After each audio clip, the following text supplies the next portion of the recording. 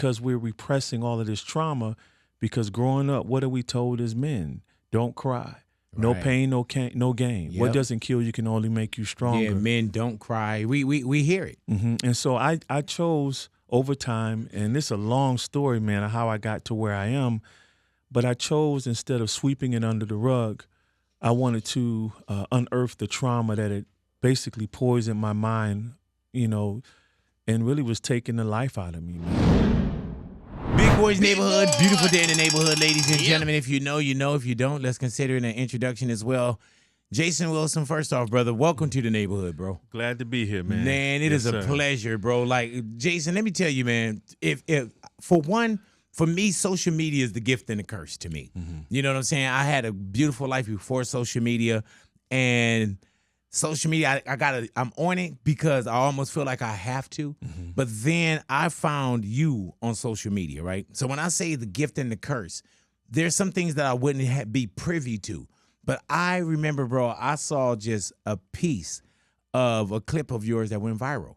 And you were speaking with the kids, and it was just not even about discipline, bro. It was just more so turning, and it sounds so cliche when you say turning boys into men. You know what I'm saying? But what I want to do with you, bro, is I want to go to a backstory of how everything that you've touched, how it's been created, what the backstory is, how the mentorship, the kids that you've taken from boys to men, and, the masculinity and us being humble enough to, show our softer sides or even cry. What was that mission for you early on?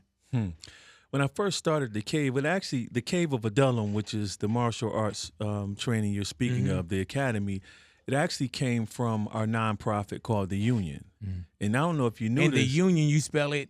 YUNION. Yes. And so the Y there is for youth. Since we're in Detroit, we have a lot of unions, and we didn't want to get confused with the local unions there, so we put a Y in front of it. But I used to be a popular DJ in my city. Rap group was Chaos and Maestro. We did some concerts with Public Enemy, X-Clan as well. And I didn't tell you that, but it started from that. When I changed my life over, surrendered my life to the Most High, I stopped producing secular hip-hop and started producing Christian hip-hop to change the narrative in our community.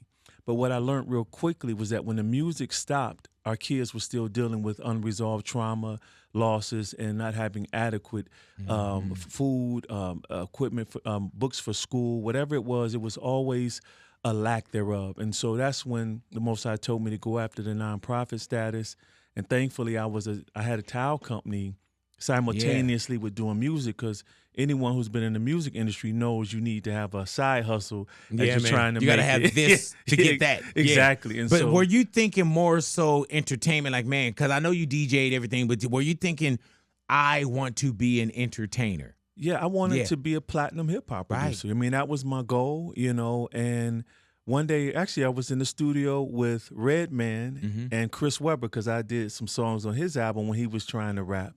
And I remember RedMan and I were sitting across from each other in the kitchen table.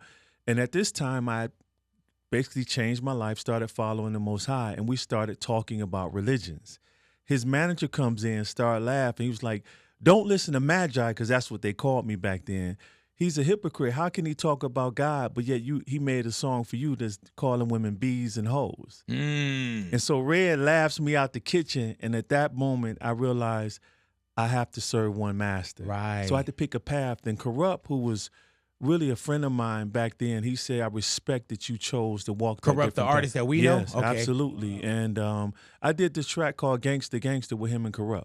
And so you did. So you produced that. I produced that. Wait, so you were on your way. You know how people say, and it sounds so cliche when you say fork in the road, crossroads. Yes. Like, you really were at, like, man, one of the biggest compliments was from Battlecat. You know DJ yes, Battlecat. Yes, sir. Just saw him over I the was weekend. in the studio with him and Kurupt, and he didn't have any drum sounds. He said, man, I need some more kicks. I need some snares. So, I'm like, I didn't have the confidence. I'm next to Battlecat, and so I gave him my disc, because back then the MPs were different. And he was boom, boom. He's like, man, you made these sounds? So I would make my own drum sounds back then. And so to hear that from Battlecat, and then when he heard Gangsta Gangsta, he was like, oh, this is a hit. And then Daz heard it. And Daz was one of my favorite producers. He says, man, this is going to be a hit. And right then, that's when I had to make a decision to walk away. Wow. And so it charted Billboard. I still have the Billboard, the magazines, the big ones, old school. I still have them in my basement. Did you know then, though? You know how sometimes it's this automatic, and when you say that you were in the kitchen with RedMan, it's almost like there's a thing where I say, man, it's this automatic like a light switch. Was it a flip of a light switch, or were you still in dimmer mode? You know, because dimmer is like slow. Yeah. Like, oh, yeah. So I actually call, when you're a dimmer switch Christian, when you can cut it on when you want to, but then get dark when you still want to be out in the world. So, yeah, I had to say I was lukewarm because I'm producing music that on the top of it was counter of what I committed to. But did you make all the excuses too? Like, let me make this music, then I can reach the kids. Let me make this music, I can donate more. Of course. Even like Kurupt was fun. He was like, man, you can still make the beat, man. You're not rapping. Right. I said, well, brother, when I make the music is a gun. Your lyrics are the bullets. When we come together, we squeeze the trigger, and I'm destroying a mind if the lyrics are uplifting and edifying and empowering.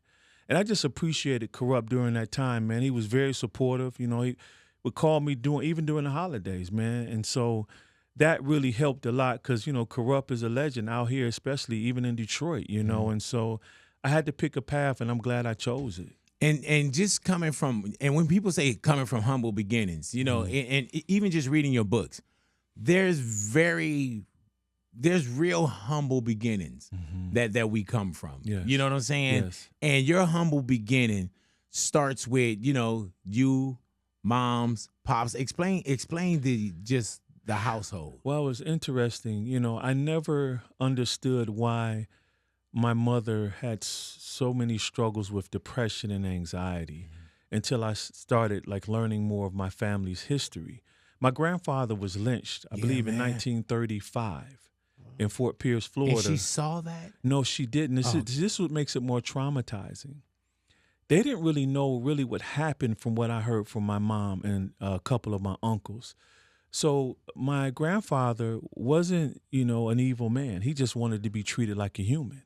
But he wasn't the type of black man during that time in this country's history who would just fall in the colors line. He wanted to go to the front to get the best food for his family. And so he was a threat in his community. And one day the police picked him up, beat him, and then lynched him. That trauma, intergenerational trauma, that's when I realized this is real. It becomes a part of your DNA. And it affected my mother's siblings and her so much that 3 of them got dementia. Wow. I literally saw my mother have a nervous breakdown. I didn't understand. But then I started digging more into her history. Her first husband was abusive, used to punch her like a boxer. He would slap my older 2 brothers with the flat sides of butcher knives. He would shoot guns in the house. This is what my brothers had to endure. And then in 1973, my brother Larry gets murdered. So my mother had to deal with her father being lynched, her first marriage being very abusive, and then her son being murdered.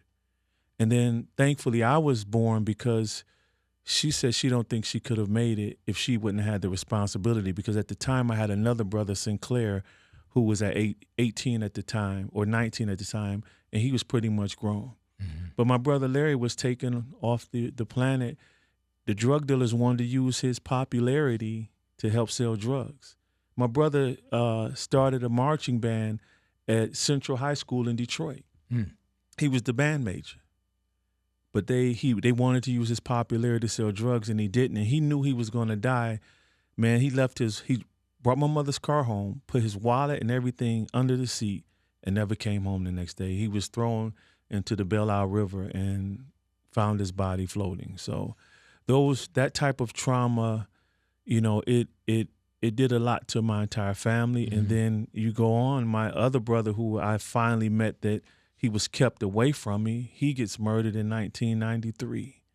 And so all of this trauma shaped me into someone who didn't have a good outlook on life. Right. My father, who loved me, lived in the same city, but just wasn't active in my life.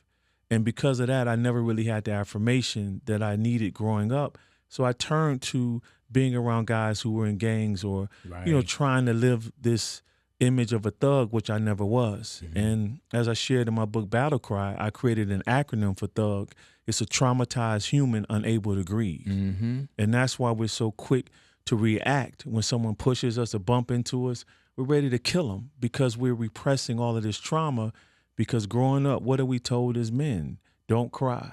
No pain, no gain. What doesn't kill you can only make you stronger. Yeah, men don't cry. We hear it. And so I chose over time, and it's a long story, man, of how I got to where I am, but I chose, instead of sweeping it under the rug, I wanted to unearth the trauma that had basically poisoned my mind, you know, and really was taking the life out of me, man. You know, so that's how I got to where I am. But even marriage, brother, you know, I wasn't the best husband. I was the disciplined dad. I wasn't for my daughter who I am for my son. Now that you will see on Instagram, I was not patient. I took her room being dirty as disrespectful to me, instead of saying, wait a minute, what's going on with my daughter's mind right now? She was getting bullied in school, basically verbally bullied, talked about, and she didn't have anyone to help her process. And so I couldn't be present because I took on my father's harshness. You see? The pattern. Yeah, and so that trauma passed on to my daughter. And I, even to this day, man, you know, when I talk to her, and I still even apologize sometimes, because I can see the ill effects of not being a comprehensive father to her that even affect our relationship to this day. And that's why I tell men, you know, you don't have to always come hard with a heavy hand. You know, the reason we get so offensive or angry so fast, because we're not used to processing the real emotions underneath the surface of anger, which is really hurt or feeling, or just say disrespected. But what's even deeper than disrespect is you're hurt. And so now I convey to my son, whenever he does something that I feel is disrespectful or dishonorable, I say, son, this really hurts me. It disappoints me. And then I have him process his action and why you did it. But that's impossible for men when we're only masculine, when we're what I call monofaceted, which isn't a word, but we can only do one thing.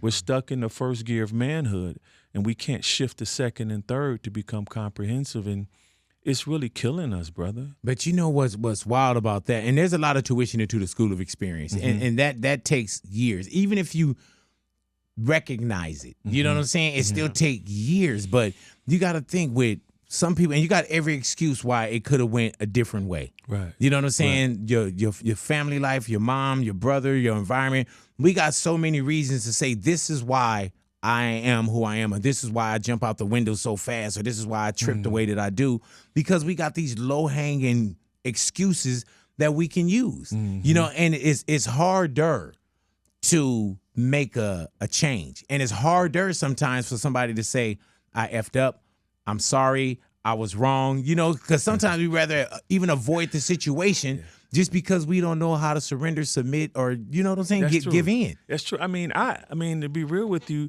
I didn't make the decision to change. I was running from God. You know, and most I didn't want to. I couldn't stand the church. I thought it was hypocritical. My father, he was called to be a pastor, but ran from it because he was a popular barber in my city, and he would cut all the pimps' hair. And he knew that a lot of them became pastors because they wouldn't have to risk getting arrested or getting in jail. And they would say, Big O, it's the same thing, my man. We get to get a Cadillac, we tax exempt, and we still got to speak to the HOES. So my father said, I don't want to be associated with that, instead of saying, I'm going to answer your call and change it. Right. So I ran from it, and I told God, I said, look, I ain't doing this. I said, because you're going to need more than a Bible study to get me to change, because I was studying Egyptology, Islam, study Hinduism, metaphysics, so you're going to have to show me. And him showing me was me almost dying twice. But not just me almost losing my life, but both times were connected to him. The first time, I'm driving a friend of mine's truck to the studio. He didn't want to go for some reason. I found out later, after I got in an accident, a rollover accident, almost dying. When he comes in the ER, he's screaming and crying. I'm like, what's wrong, dude? I'm fine. He says, no, my mother told me this was going to happen to you. Oh, my God. She told him not to drive his truck because someone had to get in an accident, and that someone was me, and God was calling me. I still didn't listen. Even though when she told me that, I said, all right, it'll take more than that. Mm-hmm. The second time, I'm working at Coca-Cola. The music dream was fading away. My daughter was born. I had to have insurance. I'm unloading a truck. Prior to that, let me back up a little bit. I'm talking to my wife on the phone. I say, if God is real, why I'm in here working 10 to 11 hours a day, 6 days a week, and I'm gifted like I am? I said, you know what? There ain't no Jesus coming through no clouds in the sky. The only sun coming through the sky is Ra, and that was the sun god in Egypt. You know, Egyptology, that's what we had studied. My wife said, don't say that. Don't blaspheme his name. And I got frustrated, hung up the phone. Brother, 10 minutes later, I'm at the bottom of a dock with a high-low because the driver didn't lock the brakes of the truck, the pallet truck that I was trying to unload. Hit the back of the truck moves away from me, high-low falls, I fall, 2 herniated discs. Oh, Lord. I look up at the sky, and at that moment I say, you know what? I'm never going against you. And ever since then, my life, it was a 180. That very next day, I went from listening to secular hip-hop, which I was a DJ, so I had tons of it. Oh, yeah. I went from that, listening to that, to Fred Hammond. The very next day, in a Yukon with rims, custom, Yeah. with 4 12-inch woofers, Rockford Fosgate. I remember that in my truck. Hey, man, did you have anyone around you that couldn't understand the journey or the purpose? All my boys, man. Yeah. One funny story on my wedding night, brother, and this is when I was really on fire, you know. They want to take you to have a bachelor party, right? So we do the rehearsal at the church. My boy said, hey, let me drive, Jay. You can chill, you know, it's your day. So I didn't peep something was strange, you know. Right. We driving, he goes to the Body Rock. You know, it's just a brother here from Detroit. That's when I'm talking about Detroit. It's a strip club. I said, man, hey, I don't do this no more.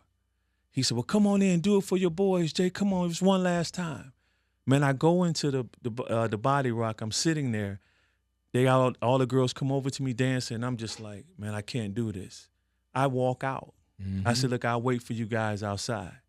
So they come out. Vince's like, Jay, we sorry, bro. You know, we just trying to have fun. That wasn't the worst part. We were late for rehearsal dinner. When we get there, my wife is coming out. All the bridesmaids are coming out, and she looks at me on the front porch, and she says, you know what? I didn't know I was marrying a hypocrite. And I just dropped my head, brother, and it hit me like a ton of bricks because even when I was in the world, I wasn't a hypocrite. And so I go in the kitchen with my boys. I grabbed all my groomsmen, and my mother is in the kitchen, and it's choking me up now because I know where I came from. And I said, hey, I need y'all to listen. They was like, what's wrong, Jay? I said, I'm not the same guy no more. And they said, we were just trying to, show you a good time. I said, look, it ain't your fault, it's mine. I should have just said, this ain't me no more. That old Jay is dead. From that day on, the ones who didn't stay still respected my stance.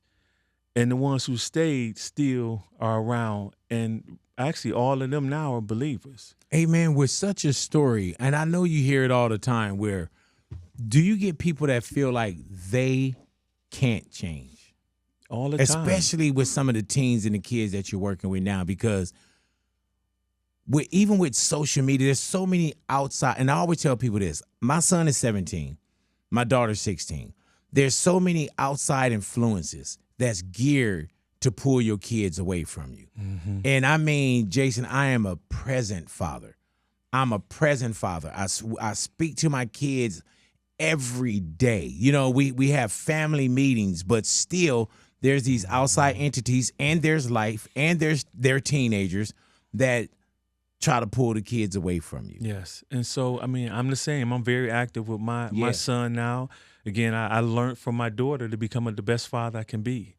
But still, it's the world. It pulls it from him. And so that's why in the Cave of Adullam, when we do, like judo, for instance, when we teach them how to fall, the principle behind it, or the life principle, is if you know how to fall in here, you'll know how to fail in life and get back up. So we teach them how to fall safely, get up, and get thrown again and get back up. But to your point about the world's influence, we do blindfold training as well. So I do that to take their eyes away so that you don't get distracted by what you see or you don't see. Because a lot of times you could be given a vision to do something great, because of the lack thereof you see in your community, you feel it's not possible. Right. So we take the eyes away and still throw them with the same velocity so that they can still relax, stay calm on the inside, regardless of what they can't see, still stay resolute. So my son went through that rite of passage, and all I can do is just pour into him as much as I can and trust that everything that was poured into him, like the scriptures say, if you train up a child in the way that he goes, he will not depart from it. Mm-hmm. So that's all I can hang my hope on is that, But the influence, I raise his awareness. I say, look, my man, social media is highlight reels. That's it. Yeah, man. I said, could you imagine playing a sport and your coach, when you study and film, all you're looking at is the team's best plays and you don't look at none of their weaknesses? Right. You probably won't beat that team. I say it's a facade. It's not even real.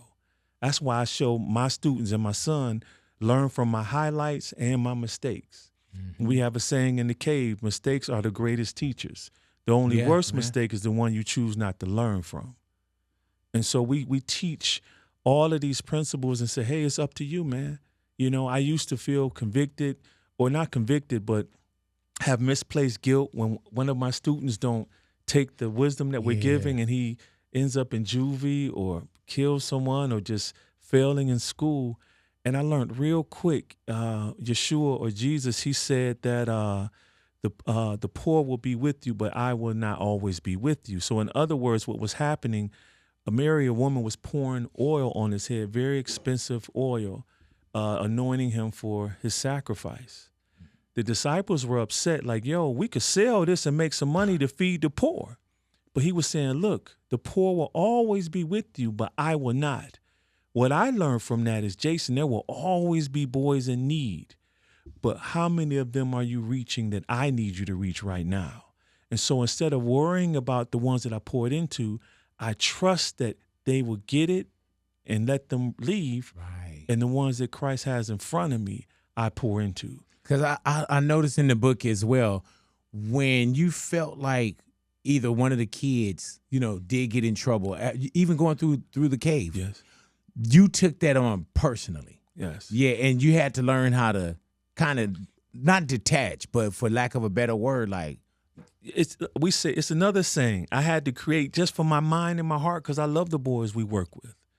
I say you never see a door at the mouth of a cave. Mm-hmm. You can leave and come as you please. I'm gonna love you the same. See, I got to give them that freedom because I can't be with you always. That's why it's imperative that I give you God's spirit. Because if you don't have that, what's going to guide you? Who's going to keep you safe? Mm-hmm. Where's the referee inside of you who's going to blow the whistle before the foul? Because I always tell my kids, I'm like, man, what we learn outside is where the lessons are. Mm-hmm. Hopefully we gave you enough here where you can get out there and make those decisions. Even crazy times in my life, right?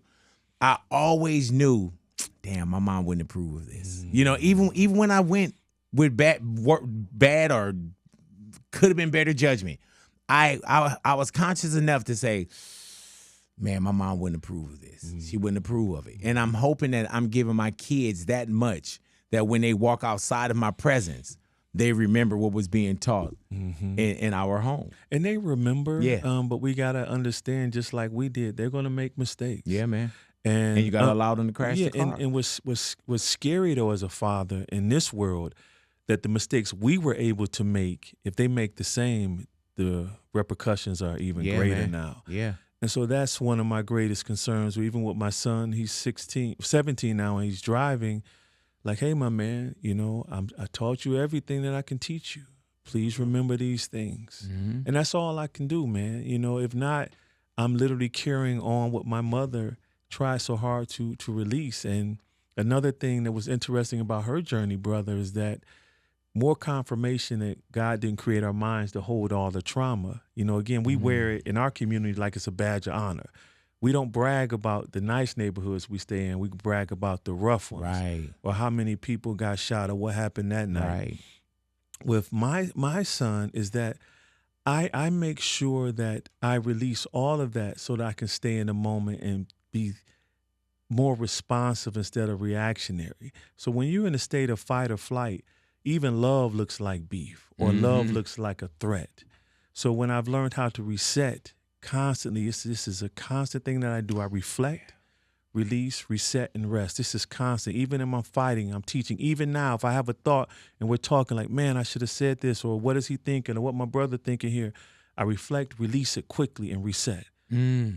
And then I can stay in this present rest. And give us the 4 R's again, because I know. Listen, so the 4 R's I share in the book, The Man, the Moment, Demands. The 4 R's is reflect, release, reset, and rest. Again, it's reflect, release, reset, and rest. Unfortunately, many of us as men, we stay up late because we can't reflect, release, and reset. We hold on to the disappointments of the day like there's no such thing as tomorrow. Yeah, I know. I still do, Jason. So the key thing is like, why are we lingering over into the next day? Why can't we say enough is enough, I'm done? The root cause of that typically for men is a lack of affirmation, or we believe more so our worth is in our work and not our existence. Yeah, man. And so we can't sit still. That's why most men struggle taking naps. Jesus Christ. Because we've been, man, I had to fight it. My wife would come home, I hear the door chime, ding, ding. She come in, I jump up. She can't see me sleeping. I'm thinking of hip hop. Don't get caught sleeping. You see, all of these subconscious teachings affect us. But so when I do my 4 R's, especially in the evenings, I reflect on whatever's troubling me, the disappointments. Was I even short with my wife today? Reflect on that. Anything that's counterproductive, I release it. I let it go. It has to get away from me. Some things you need to retain so that you can reconcile with someone. Maybe you were harsh to your children earlier. You don't want to release everything.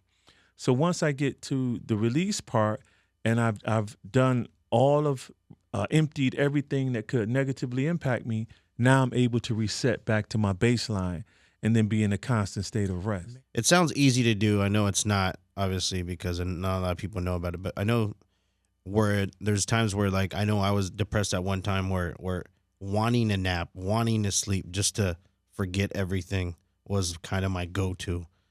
Like, you know, my parents were like, you're sleeping a lot, or you're coming home from work and you're going straight to sleep.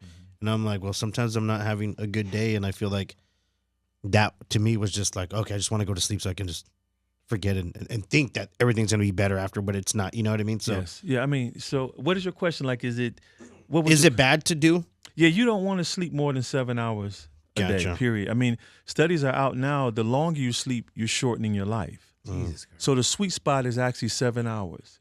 In less than 7 hours, you're shortening your life as well. Yeah.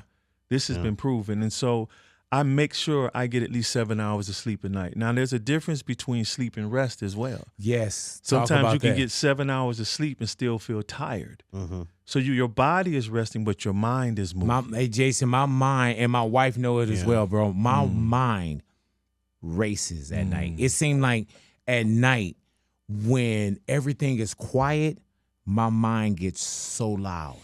And I can't reset. Like, there's times, I get up like 4 a.m, but one night I got 31 minutes of sleep. I get 3-4 hours if I'm lucky. And it always feels like as soon as I lay down, everything opens up. So for me, recently I've been dealing with the same thing where my mind is racing. I would tell my wife, like, what is this? I don't do anxiety. Right. Like, what I mean? Right.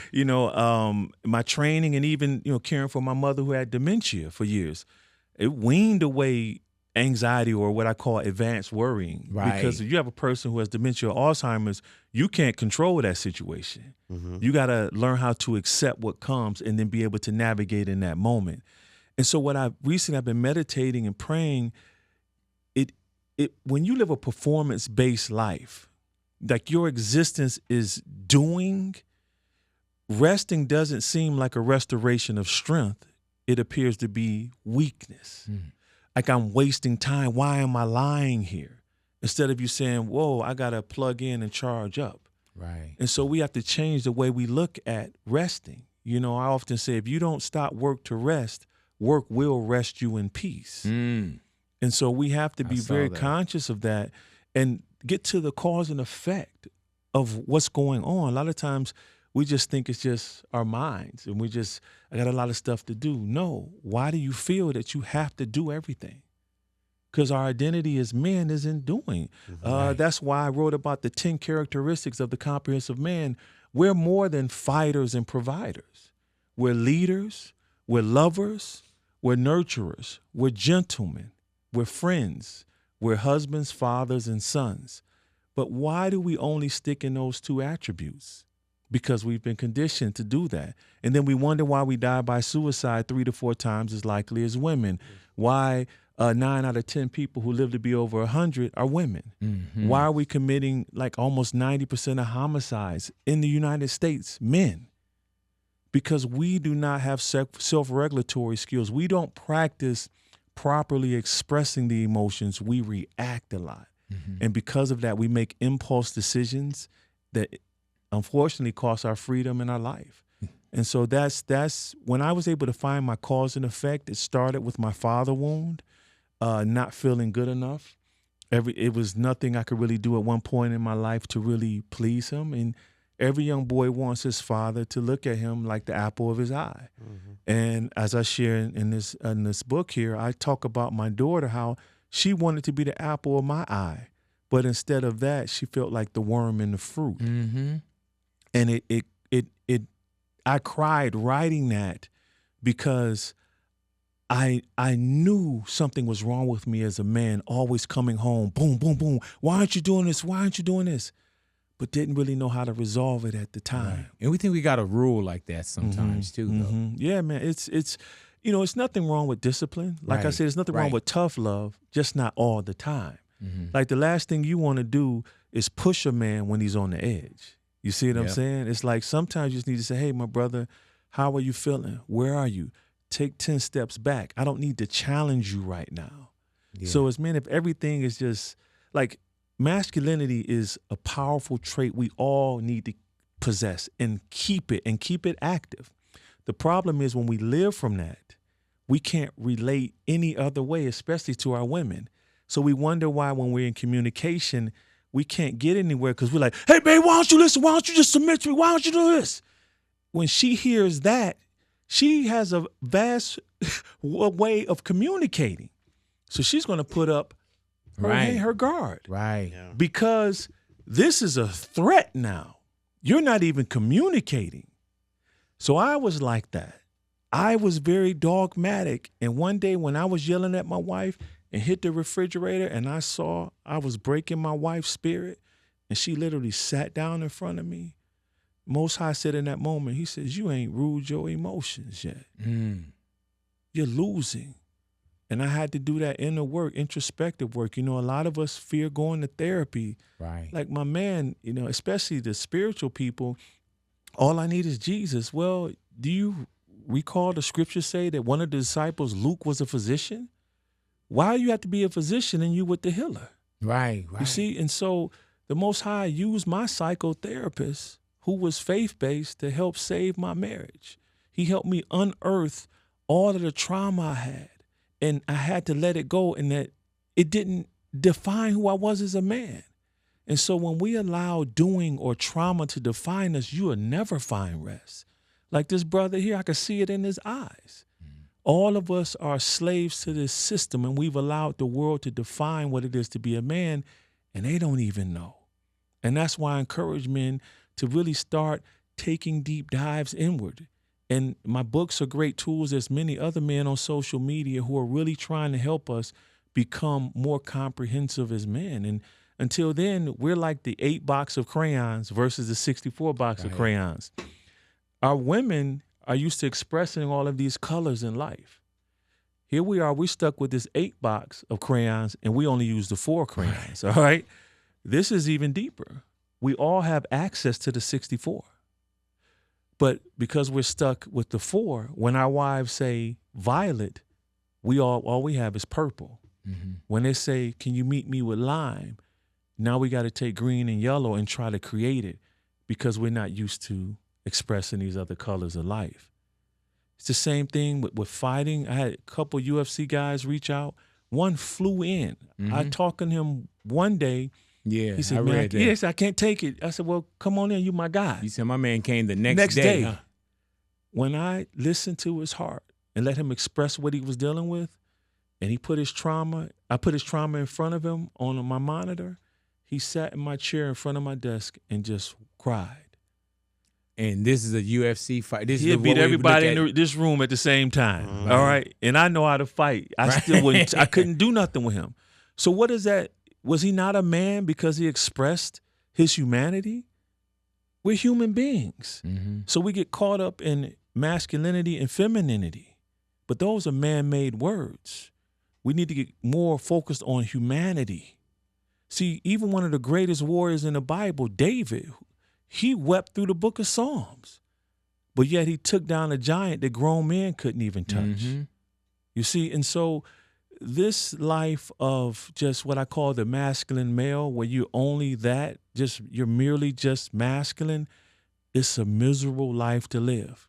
This is why we're drinking, we're abusing drugs, sex, you name it, can't stay married, scared to get married, because if she see that I'm not just Batman, I'm Bruce Wayne, she may not be with me.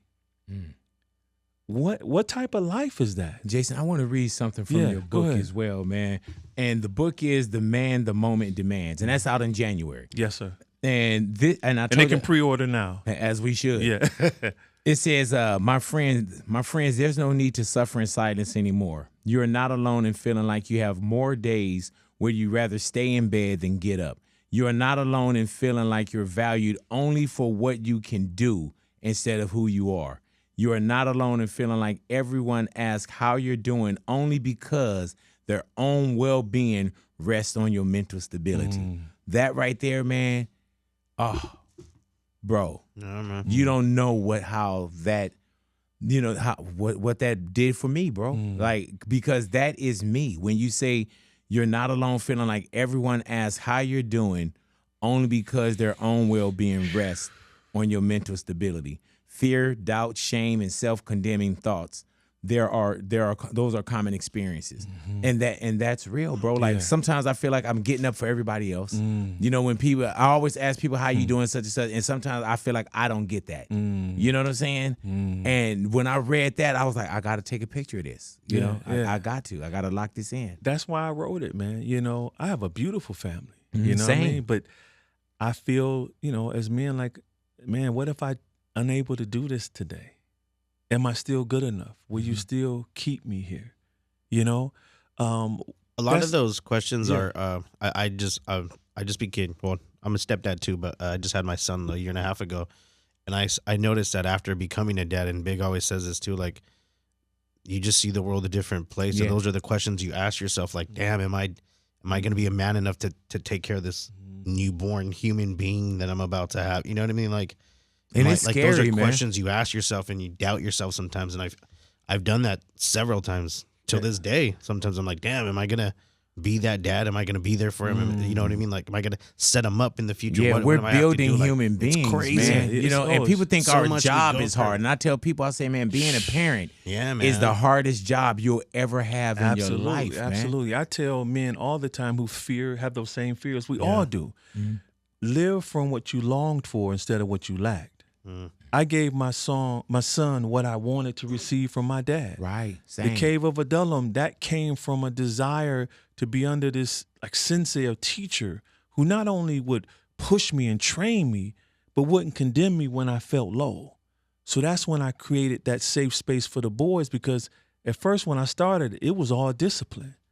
But then I realized our boys didn't need more discipline, they needed more love. And what would this look like? How do you still keep it masculine, but yet have them be able to tap into the other attributes that makes them a human being, that makes them comprehensive? And that was, I lived from here. I gave them what I wanted. Right. And then we have to be willing to be transparent, you know, and emotionally open so that those around us can see, hey, you leaning on the wrong person. I'm fallible. I'm breakable. I'm strong. But like my instructor told me, because I wasn't leaning on my wife enough. He says, Jason, he says, trust your wife more. Let her see who you are. He says, look, he says, pipes burst from pressure. He says, and you're not metal. From that day on, for it to come from him, who was a very masculine teacher, didn't really show a soft side too much except when he was getting older. I received that, and I started, like, my wife, you know, she loves me. She trusts me. I'm a protector, provider. She needed to see the other characteristics. And sometimes I say, hey, Cole, I'm scared to do this, but I'm going to move through this. I never teach my boys to be fearless. It's no such thing. I don't know who all have children, but as soon as you have a child, you say, oh, there is a such thing as fear. Yeah, bro. Okay, and then it's an asinine concept because you can't be courageous without fear. Right. If there's nothing, a fear of loss of anything, you don't need courage because you can just walk through it. It's no big deal. And I'm saying this, I call it misconstrued masculinity, a misunderstanding of what it is. That one word was never meant to define who we are as men comprehensively. When you look up the word, it's just attributes.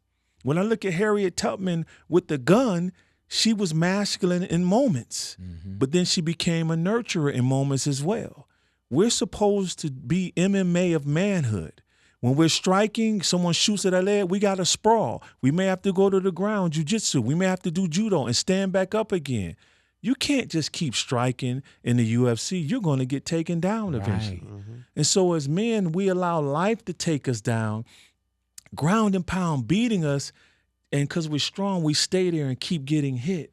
And then when the fight's over, we get up, we're wounded, and we're not ready for the next one that's coming. Instead of saying, hey, the next time I go down, I'm going to practice transparency. I'm going to practice movement. I'm not going to hit this threat head on. I'm going to scissor sweep and get on top mount this time instead of trying to fight from my back like I've done my entire life. And so that's the power of being a human being. It's like you can't box me in no more. And I tell men all the time they fear, like when they're women, you know, what if she impassively dismiss a moment when I'm transparent, you know, and wounds me? I'm like, brother, you've been blessed because now you know that ain't the woman for you. Like when my wife, Jason, man, I could be so vulnerable. I could be so sensitive. I'm so glad that I have a family, you know, where I can be a crier. Yes. Where I can tell my wife or my kids how I feel. You know what I'm saying? Yes, but sir. I didn't always have that. My mom was super sensitive. I had a great mom, rest in peace. My family, everything. But you do as a man, you put these, you know, and like I always say, you send a representative. You know what I'm saying? Your authentic self doesn't come. It's this representative. I got it. I can do it. Is that a problem? No, it's not a problem. Are you afraid? No, I'm not afraid. And we send these representatives, bro, until the real person shows up. And hopefully the real person can show up. For my wife, the real person showed up. For my kids, the real person. But there's still layers of, I can't let my son or my daughter see this. Even if I'm a little bit afraid of something or natural of fear or something, I still put on this, you know, I got you thing. Because they look for this protection from their dad. But I think it's beautiful, brother, if you let them know. See, you want to feel fear, but don't succumb to it. Gotcha. So with my son, you know, he'll say, how did the interview go? I said, well, it wasn't that good, but I moved through it. You know how you're nervous for a moment and you go. I'm teaching him in real time. Right. You're not teaching your son if you're always strong. No one can stay strong. And they're strong. looking at us, man. Oh, but they know. Yeah, and so bro. us leaving the house, going for a ride, or pulling in the driveway, sitting there for about 20 minutes, that ain't getting it. Hey, because you've seen something in your life, or you even talked to someone like, man, you were scared, huh? Oh, yeah. I mean, I've been in situations where my life was threatened, where I was scared, man. Yeah. But you want to be able to express that. If not, now my son thinks he can't feel fear. Right. I lost What a are we ninth building? grade boy, beautiful young student who wanted to be in the cave program at his school. He knew he shouldn't have been to this go to this party. I read that. Okay? He knew it. But he couldn't feel fear. He had to be stoic and strong. Yeah, I'm going to go with y'all, the homies. He got shot and killed that night. So when we don't teach our boys and our daughters to feel fear, that they're impervious to it, sometimes that fear is a lifesaver. You see? And so we're complaining about the culture, but we're not really modeling what needs to happen. You hit it right on the head. We're putting up these basically uniforms or facades But what we expect our family to do if we always wearing the Superman cape? Have you ever made some great lifetime decisions and lifelong and lifetime decisions that you didn't know? And I remember years ago, man, it was some buddies of mine. And they were like, oh, we about to go, do this come up and so on and so forth. Do you want to come with us? And something just told me. I was like, nah, I'm good. We're about to go make some money. No, I'm good. And usually somebody be like, oh, man, you got to roll with us. You got to. Yeah. But I had the wherewithal to say, no, I'm not taking that ride. Many. And so the next morning, I'm taking my nephew to school, and I see the guys. Because it was the night when they said they're going to go do this mission. And I've never been a mission guy. You know what I'm saying? And so the next morning, I remember I said, did you guys come up last night? And they were like, yeah.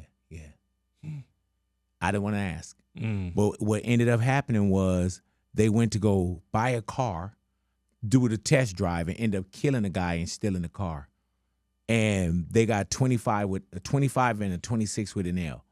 You know what I'm saying? And I made the decision, and there's been many of those, man, where I'm like, man, okay, sometimes you get in this automatic cruise where you're like, okay, you know what, God, you navigate. And then you'll look up and you'll say, man, did I make the right decision or was the decision already made? You know what I'm saying? And I've had those moments that could have really defined the rest of my life, bro. Absolutely. I believe all of us do. And we got friends and family who are paying for that right now. And, and again, that's a very good point, brother. Like that story I would tell my son, so that he get used to hearing like, okay, I'm not a punk if I don't want to go this route with my boys and I know this ain't the right path. Right. I was willing enough to hey, I'm not going to be cool today, I guess. I always had wisdom young. I've done some foolish things that could have, ruined my life. Thankfully, God's grace, it didn't pan out the way I wanted, but I didn't do it again. A lot of times it just took me one time, like, this ain't what I should be doing, And I've seen others too, Jason, where I'm like, they paid my tuition into the School of Experience. Where I look and I'm like, oh yeah, I'm not gonna make that mistake. Like if somebody walked down an alleyway and they get beat up, then somebody else walked down the alleyway and they get beat up, I'm not walking down the alleyway. Absolutely. You know what I'm saying? Absolutely. Like, I do want to ask you, man, in the book, The Man, the Moment Demands. I'm tired. The difference between sleep and rest. Yes. Explain. So sleep is like where you're allowing your body to recover from the work that you've been through, even like your mind. But rest is an escape from anything that wearies your soul. So now we're dealing with on a spiritual level as well. This is why when the Messiah says, those who are heavily burdened and weary, come to me and I will give you not sleep, but rest. See, that's what we're missing as men is rest. I'm resting right now. It's a conscious state of mind where there is nothing inside of me that's causing my soul to be weary.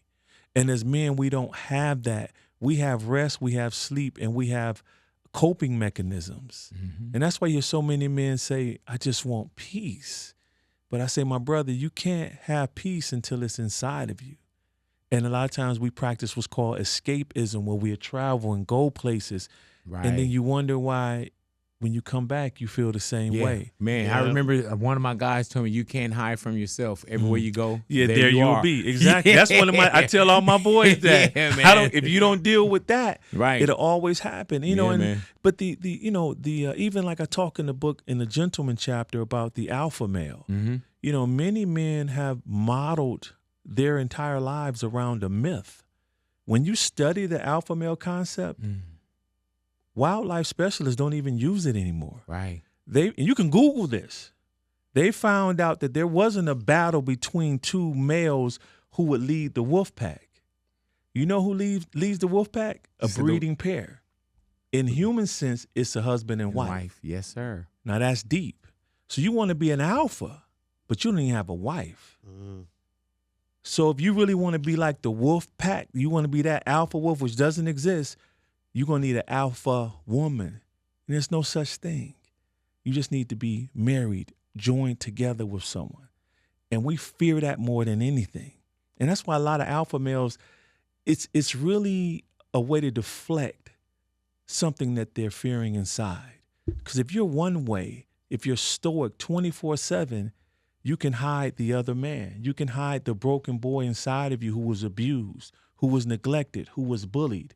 And then when you make these pronouncements that I never let that happen to me again, those are very dangerous because life will happen.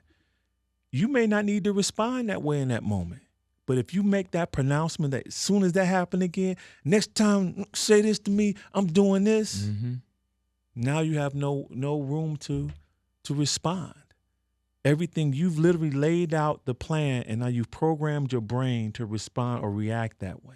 Mm-hmm. So I shed a lot of light on the lies as men. You want to be a leader.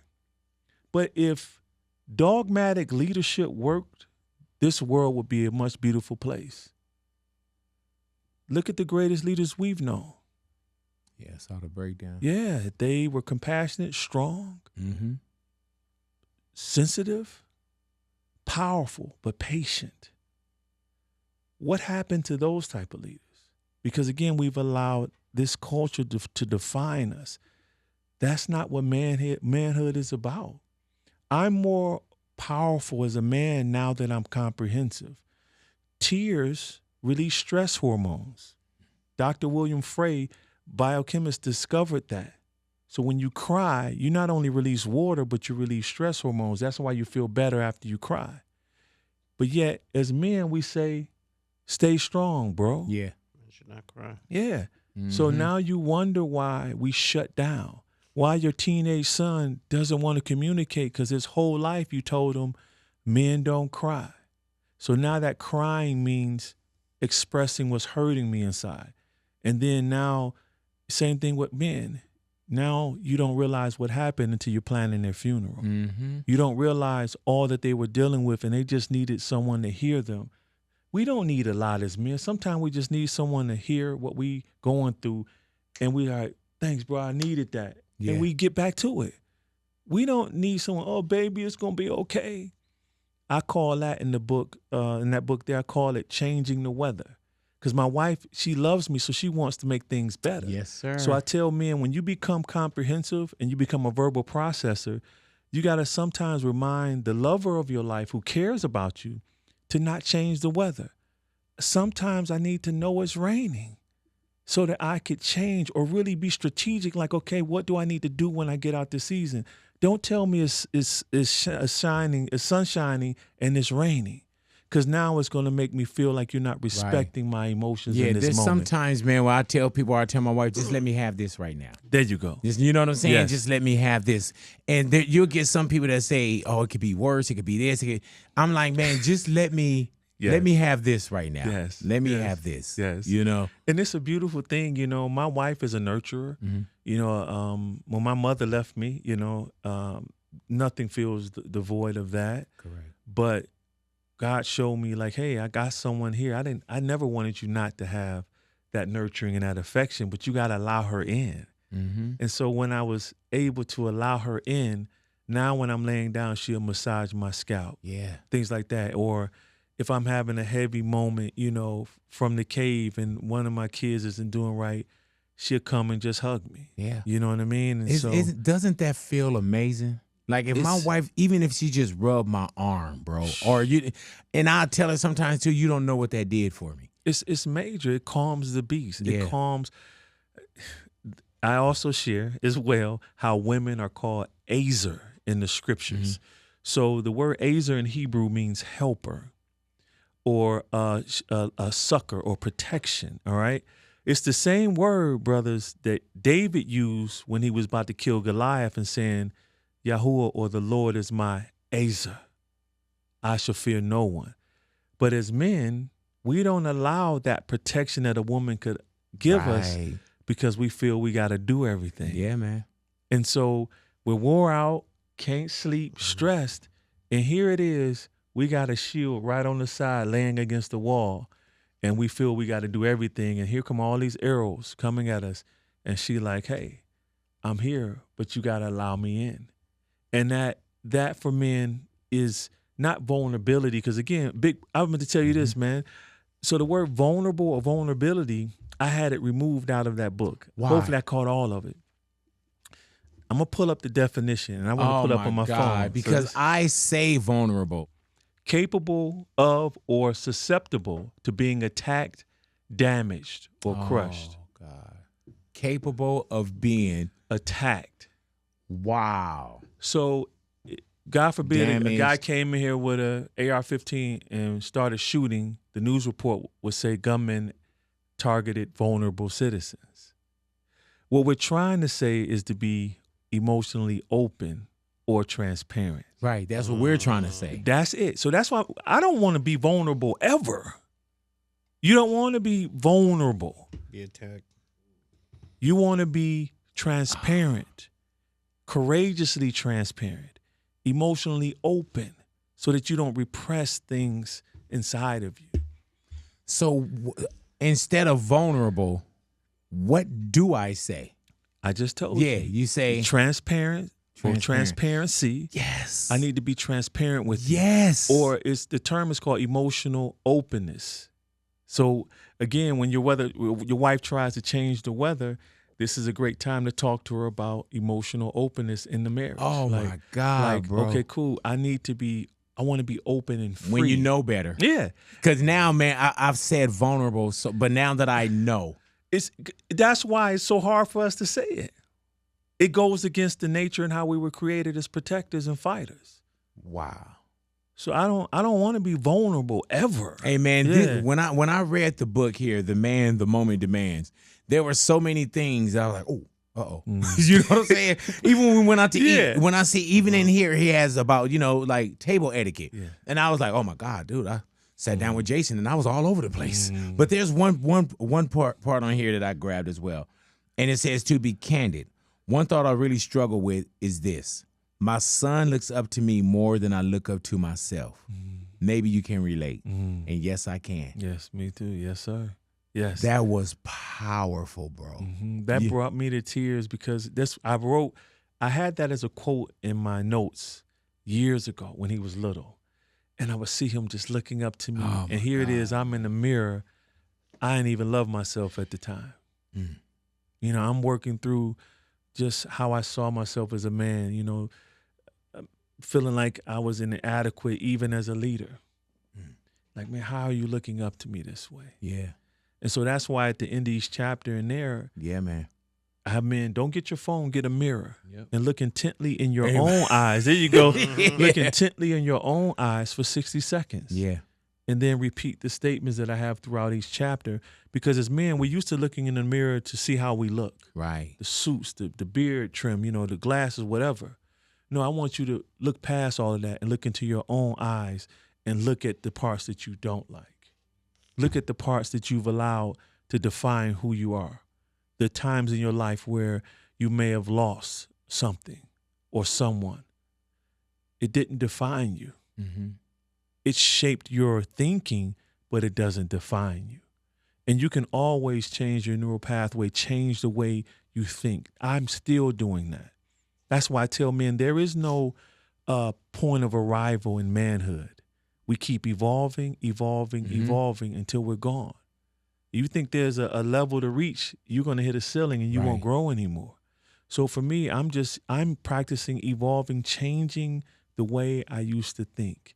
So when there's something negative because of some trauma I've dealt with, no, this is going to happen because the last 10 times I did it, it turned out well. Why am I not thinking this way? Talk to me about therapy, because we come from, there's a cloth that was cut with us that, I remember therapists used to be called shrinks. Yes. Head doctors. You went to a therapist because you were crazy, and now there's so much shared dialogue, especially even amongst us, where people aren't afraid or therapy isn't taboo. Talk to me about therapy. So in the Black community, as you know, it was a stigma associated with it. You were considered weak in our community. Yeah. All right. What we've done, we've allowed what our ancestors went through to carry on into us. They had to stay in fight or flight. They didn't know what would happen when they went to the store or drove down this road. They didn't know, so they had to stay alert. That's why they would say, I'm beating you so that the cops don't kill you, things like that. because we were hyper vigilant, had to be. Now, I'm almost certain our ancestors said, hey, wake up. We're not there. It may not be what we want it to be, but now you can release that. And so that's what therapy does. I don't look at it as something like a shrink doc. When I think of my psychotherapist, it makes me think of a proverb when it says, when you have many counselors, there's victory. So it gives me an opportunity to share what's heavy on my heart and to have someone bounce it back to me. I think that's strategy, so I had to change the way I look at it. And a lot of us as black men specifically, I don't know about your ethnicity, but we want someone that's culturally competent, who looks like us, who understands our community. You feel that, Lou? Yeah, I agree. You relate more. You feel more comfortable expressing yourself. But this is deep. So my psychotherapist, his name is Dr. Tim Bro. When I saw his name, for some reason on a subconscious level, I thought he was a black man. Yeah. I saw Bro.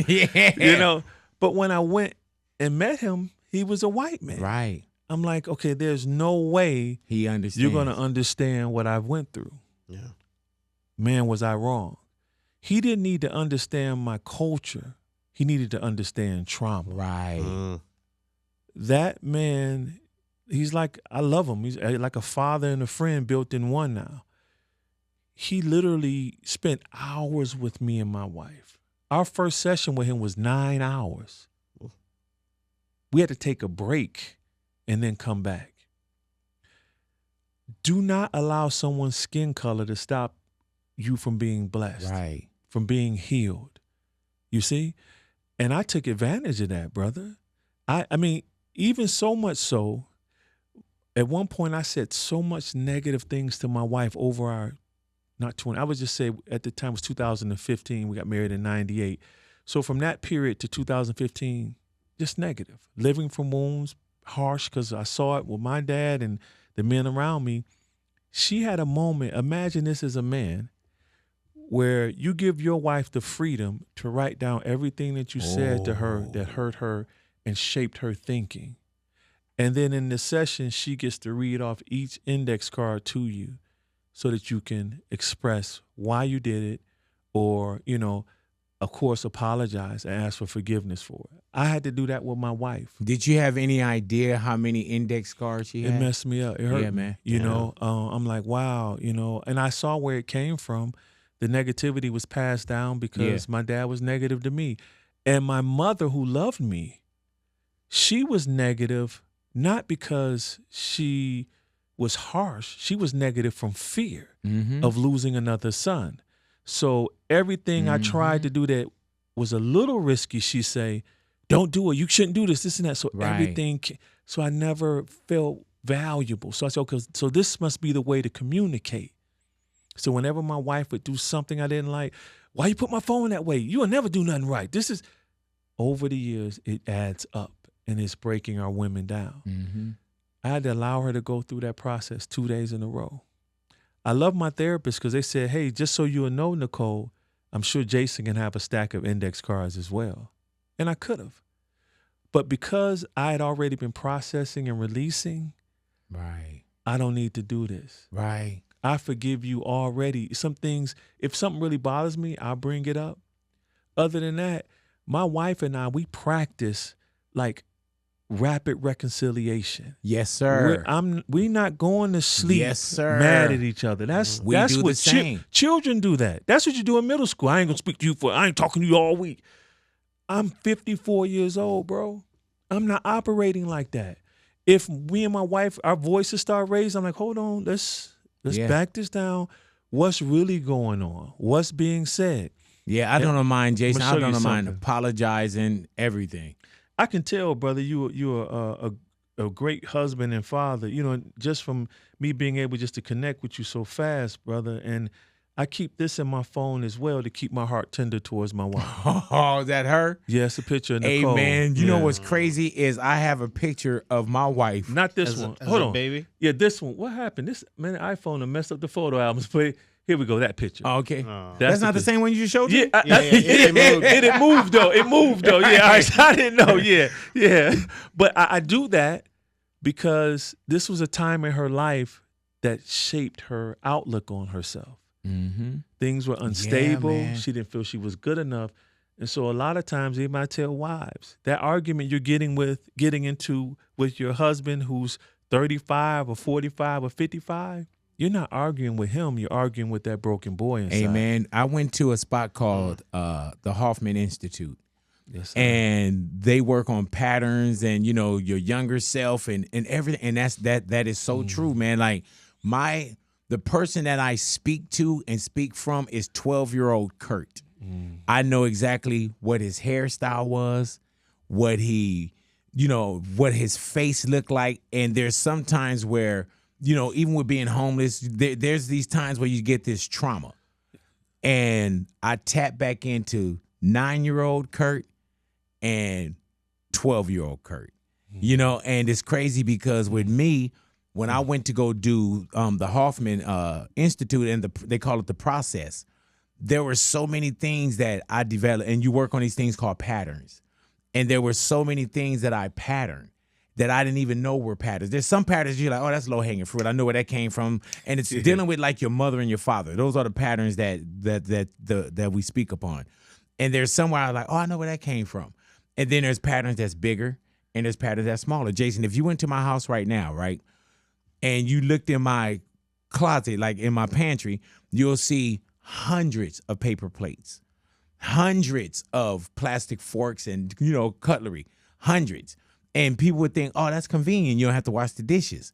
But that comes from when we were homeless, we didn't have kitchens. So you had to eat out of paper plates and paper forks. And to this day, now I've passed that pattern on to my kids. You go upstairs in my bathroom, I literally got probably 100 bars of soap right now. Wow. And that's because when we were in the motel, they gave you these little pink soaps, and we never had enough soap. So those patterns are things that to this day, and I thought, you know, I didn't know my father. I didn't grow up with my dad. So I didn't think I had daddy issues, you know, because people had to take this broad stroke and say, oh, you got daddy issues, you got daddy issues. My mom never spoke ill of my dad. Any hard time, she was like, yeah, if your deadbeat father was here. I didn't hear those kind of things. My mom was so powerful, right, that when it came to daddy issues, I didn't have any. I didn't miss my dad when I was going to like, you know, there was no daddy and me classes. I didn't like, oh, my dad didn't take me to football practice. Yeah. He wasn't around. So when I get to Hoffman, they're like, you go to the, like, you're in nature, and they tell you to take these index cards and write down 25 patterns of your mom and 25 patterns of your dad that you know that you have in you. So I take the 25, and my teacher's like, well, what about the 25 for your dad? And I'm telling them, like, you know, Drew, you know I don't know my dad. I don't have patterns from my dad. He said, well, take the 25 anyway. So I took the 25, and I'm sitting down, and with me, Jason, I had to take my mom off a pedestal, and I had to realize, look at my mom as a human being. And that was the hardest part for me, was taking my mom off this pedestal and looking at my mom as a human being.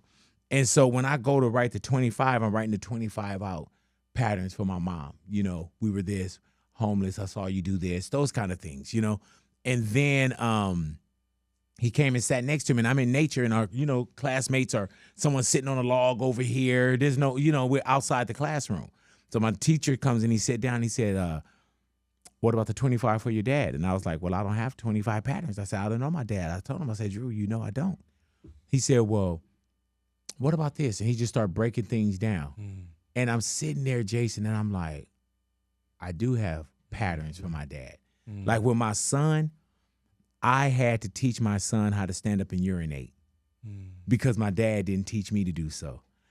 I'm an enabler for my kids because my dad wasn't there. Oh, you want? Yeah, I'll get that. I'll get that. You know, so the way that I father my kids by being present is because I father because he was absent.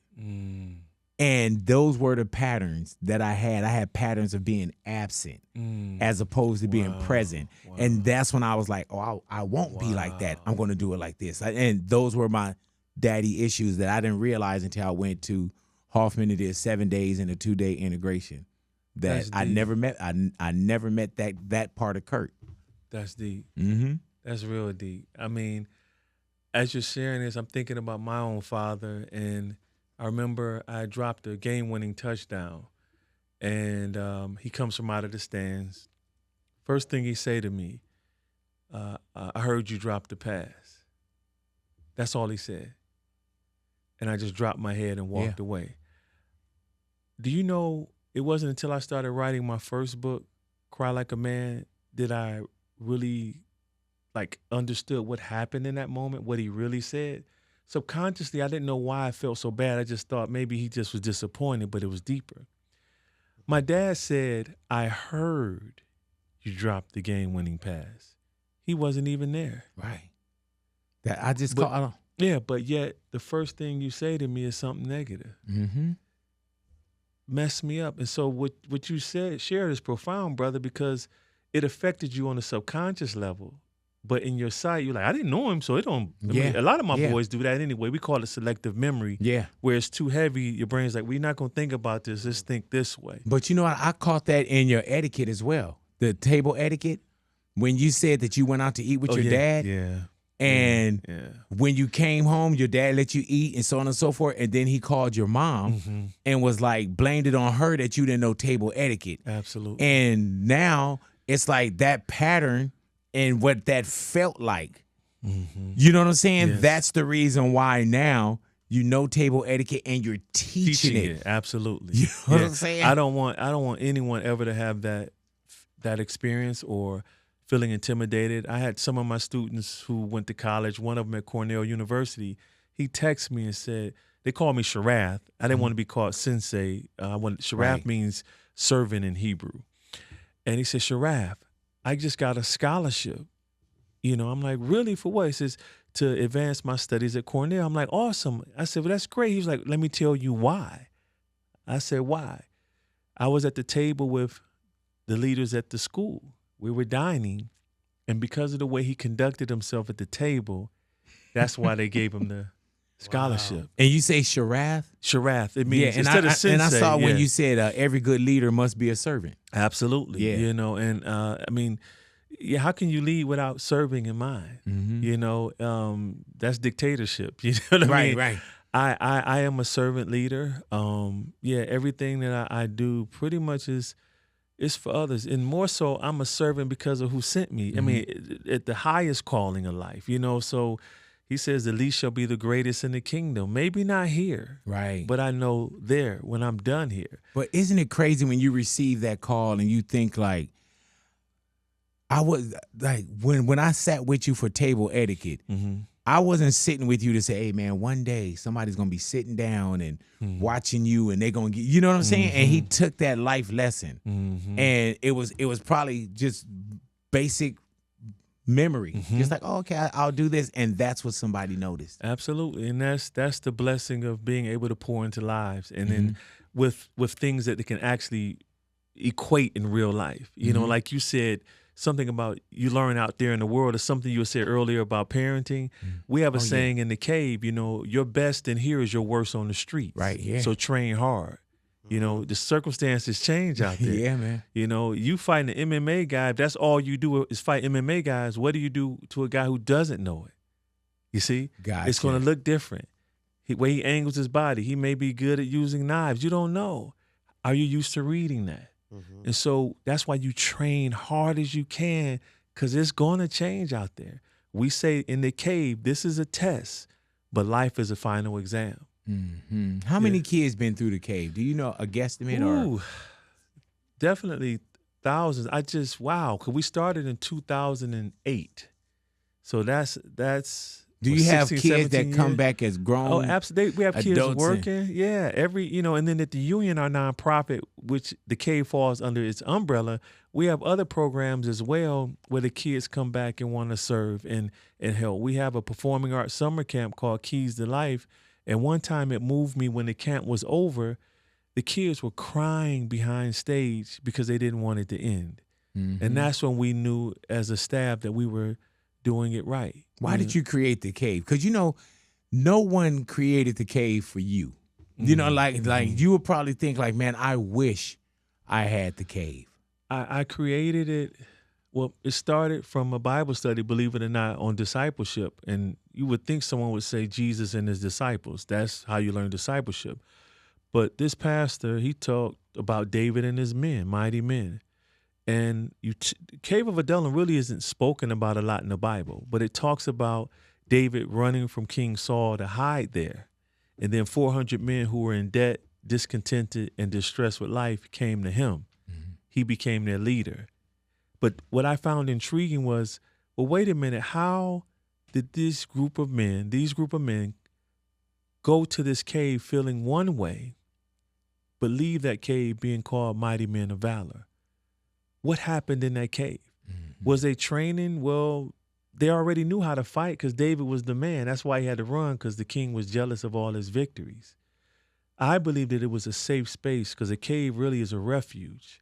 So I wanted to create that for boys and men, where it's a safe space where we can finally drop our guards, be human, be healed, and go back out in the world and fight like we're supposed to. Hey, man, you broke down in the book as well, the man, the moment demands.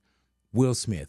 Like, we look at Will Smith and Chris Rock, and we looked at, Will Smith slapped Chris Rock. And then Will, even in his book, he explained that it was from a position of his not being able to look after his mom. His dad was. No, he didn't say that. So this is deep. He wrote Will before that happened, because when I was writing the chapter, I had to research it, because I was reading Will. I'm like, wait a minute, this happened before the slap at the Oscars. The book? Yes, he wrote Will before that. That was my opinion, because he didn't have. But I've heard Will say that. Yeah, he probably figured it out now. Right, okay. Okay, that it could be CPTSD, you see? But during that moment, because remember, he laughed at the joke initially. Yeah, I remember that, But then bro. when Jada looked, he got up. So I said, from his childhood of never being able to protect his mother from his father, yeah, subconsciously, maybe Will thought he was defending his mother in that moment and got up. And when he left the seat, it was over. He lost the internal battle. And that's why I'm like, man, look what unresolved trauma does to us as men. Mm-hmm. Like, I wish he should have been upset if my wife was offended, I'm offended. Mm-hmm. And I'm going to handle it strategically, though, where I stay in an advantageous position. That's the key of the fighter in that chapter, is knowing when to respond and how. Always keeping yourself, if possible, in the best advantage. And so after that had happened, I'm like, wait a minute, there's a cause and effect for Will. But even deeper, I wanted to even give Brother Chris some props, because it seemed like everyone dogged him for not doing anything. Mm-hmm. Men do it almost every day at work. You're not cussing your boss out if he disrespects you. You're not cussing your boss out if he just say make you work an extra hour, you don't want to work overtime. You're not going to slap him. Chris Rock chose the best thing for him. To me, he won. Mm-hmm. He won. And then I tied in the principle of turn the other cheek, which Yeshua, Jesus taught that so many people misconstrue. He wasn't saying punk out when someone's trying to beat you down. He was saying when someone insults you, turn to them the other cheek. And this is how you know. Historically, during his day, they would use the left hand for unclean things. For striking in a right-handed dominant society, it was the right hand. So for me, if we're standing in front of each other like we're seated right now, and I was to slap you on your right cheek, that's why he said right cheek, I would have to slap you with my left hand or the backside of my right hand. Mm. He was talking about admonishment. Because if he was teaching passivity, he would be a hypocrite, because this is the same man who made a whip of cords and chased the money changers out of the temple. This is the same man who told his disciples to sell their garments and go get swords. Mm-hmm. This is the same man who came as the lamb but is going to return as the lion. It doesn't make sense. So to me, Chris personified the turn the other cheek principle. Took the insult, processing. You saw he was trying to process in that moment. Because he almost even said something like that. Yeah, but see, that's what I teach my boys. See, in the community I'm from, you don't get second chances sometimes. You got to know how to respond. And my brother here who's from Detroit, the real gangsters wore hats like he has on right now. You would slap one of their hats off, they'd smile, put it back on. It's okay, young man. I'll see you later. Then you wonder where that kid went. Yeah. See, we want to be gangster and tough and all that. We don't know how they really do it. So I give Chris Rock props for that, because especially me as a teacher of boys, I need to see someone have some restraint in moments like that. Now, if he fighting and it's all out, let's go. Now, Will would have threw another punch. I think Chris would say, okay, instinctively, okay, this is what this is. Right. Yeah, we in it. Yeah. But like, bam, you slapped me. Like, let me calculate this. You about to lose. And it could have cost Will much more than he lost. Mm-hmm. Chris was even gracious for not letting them call the police on him. He was the man in that moment. He met the demand of that moment and kept himself in a place where it was advantageous for Chris. He said his mother taught him to not fight in front of white people. Mm-hmm. You see all of those principles, and it goes back to our conversation earlier of the things that we teach our kids, yeah, man. hopefully and to remember. hopefully. And look at Chris. And look at Brother Will, and it hurts me because even though I'm not giving him a pass for what he did, because he should have never did that to Chris, Brother Chris. Mm-hmm. But I look at the trauma he went through, and I feel for Will. And I see this conflict in his face. Even before that had happened, I've been saw it in Brother Will.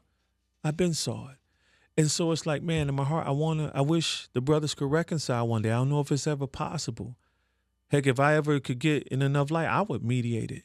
Mm-hmm. And so these brothers can really reflect, and Chris can have his moment where he can, hey, Yale, do what you got to do. Yeah, bring out his index Yeah, cards. or index cards, or he may need to yell, or we going to train a little bit today. Because you don't want to ever humiliate a man like that. That's a lot of trauma that brother has to endure. Hasn't gone anywhere for him. Just because he had a stand-up special, that don't mean that brother's healed. Right. You know, and he constantly hear it. What does that do to a man? And so that's, again, when you're only masculine, you can't even have compassion for Chris. Yeah. Or even have compassion for Will. That's true. I messed up many times. Thank the Most High, people gave me some grace. I wasn't always the guy you see in front of you. Mm-hmm. And so, you know, that's what I'm about. Like, man, can we get to the place where everything doesn't have to be conflict? Can I ever see a movie where we got two action stars, tough men, masculine males, but they can act like humans and try to reconcile, have a conversation, resolve this conflict before we go to the guns? Mm-hmm. Really, it's the words that we allow to hurt us. Before we end, bro, the power of saying no. Mm.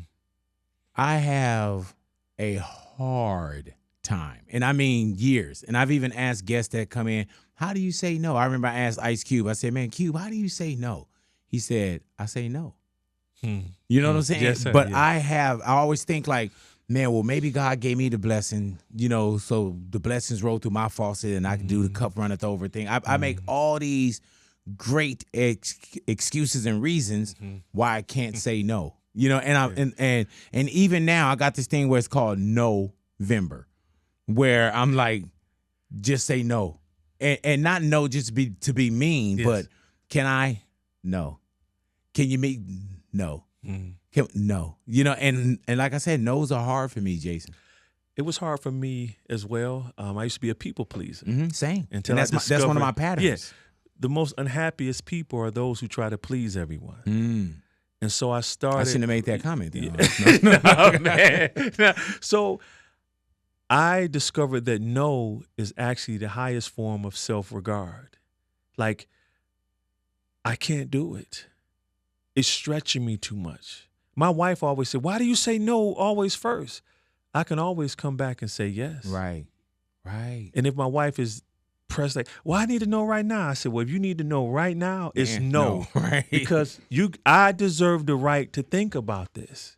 I said, but if you need to have an answer right now, no. She'd be like, well, let me know tomorrow, whatever. You know, because it's really not that type of emergency. And I just can't go into that.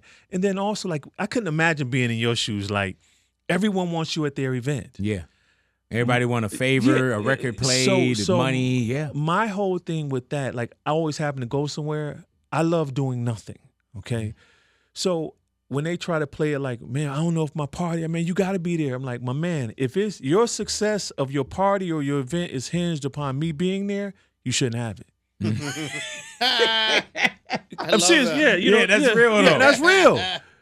I don't never beg for people to come out and support. When I used to preach in church, I never said, come hear me speak. I let the Holy Spirit lead whom he want. I didn't need to do that because if it's supposed to go forth for what I'm doing is in his will and it's in my purpose, they're going to come. Mm-hmm. Somebody asked to borrow money from you. What do you say? Well, that's a good question. So with my young kids, one of them constantly in need, I say, let's be strategic. So my wife, one kid specifically, we love like a son. I find out he needed some money. She gives it to him. I say, okay, what do he do when he didn't have a place to stay at this moment? He's 21. What happens on the last day of his stay at this hotel? What do we do now? She's like, well, I wasn't thinking, I was just trying to help him. I said, that's the problem. I said, we got to teach him to be strategic. I said, I'm trying to give you a plan to escape, not to enable you. And so when they ask, what is the plan for this? Will me giving you $800, is this going to help you next Monday, though?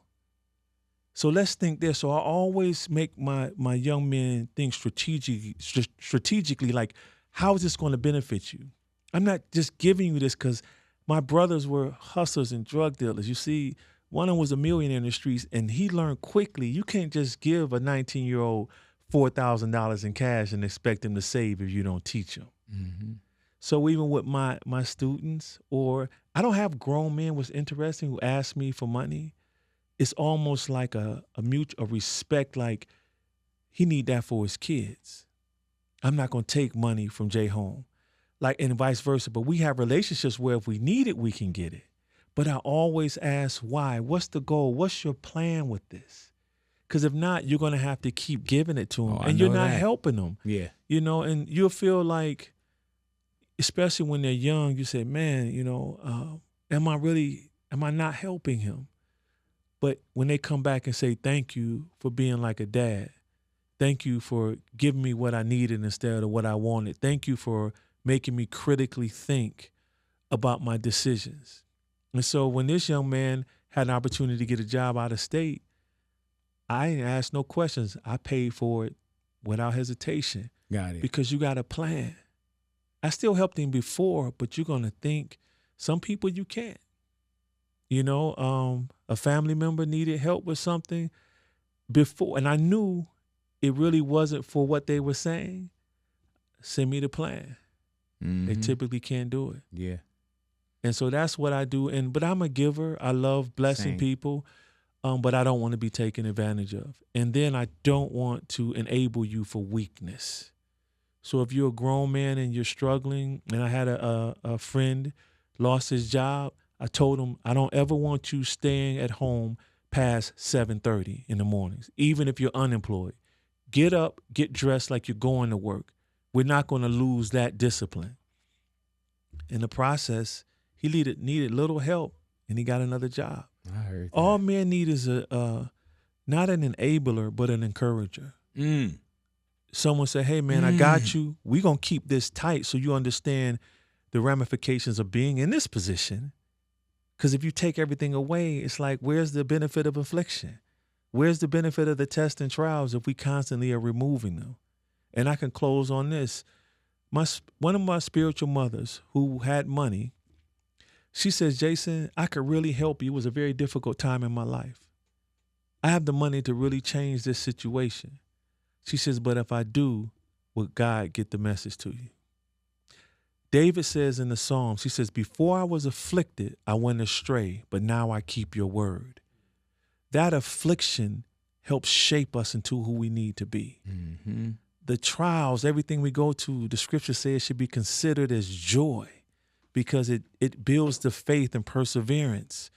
So I'm careful. I'm never going to leave anyone abandoned if I can help it. but I want you to experience the blessing of adversity, the blessing of affliction, the blessing of the tests and the trials, because it's going to make you stronger. Yeah, man, the test and the testimony. That's it. Yeah, and so that's what I do, and I love what you just said when I was talking about black belt rankings, me seeking all of this. And my friend, the judo champion, he says, Jason, don't do what I did. Continue to seek God and use what you do for him.